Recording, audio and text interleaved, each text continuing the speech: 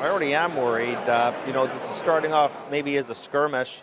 There's too many unknowns, and it's so uncertain because, you know, I think the assumption by the administration was that the rest of the world was not going to respond and just roll over and accept these trade actions, because, of course, the view among many in the U.S. is that, you know, there's just a wide gap between tariff schedules, and this is all justified.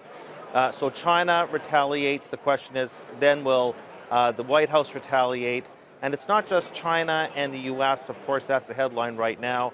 It's also NAFTA. It's also trade between the U.S. and the EU. The EU has already slapped on retaliatory tariffs, and Japan. So, you know, it makes this different when people talk about, you know, how President Obama had some protectionist policies, and we go back to Reagan and semiconductors with Japan. They were, you know, targeted to countries and sectors. This is really turning more global.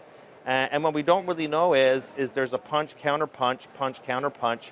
And so you can say, well, as of today, we're going to do the static, you know, bottom-up analysis and say, oh, it's the grand total of 0.1% of GDP.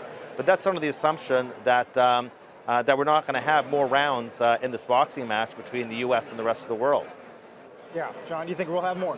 Well, I think we'll have more, and it does continue on as a skirmish, likely for a while, but the impracticality of it all in a world that is incredibly linked in terms of manufacturing, services, what we would expect is that there will be some kind of, if not resolution, progress made in talks as tariff-related problems elevate.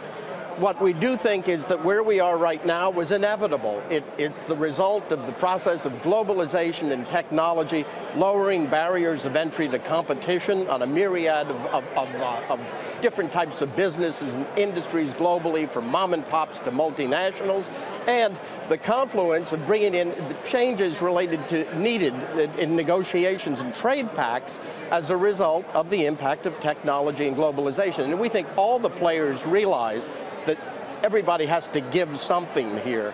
That it's not quite a new order, but maybe a new deal in the making. Hey there, thanks for checking out CNBC on YouTube. Be sure to subscribe to stay up to date on all of the day's biggest stories. You can also click on any of the videos around me to watch the latest from CNBC. Thanks for watching.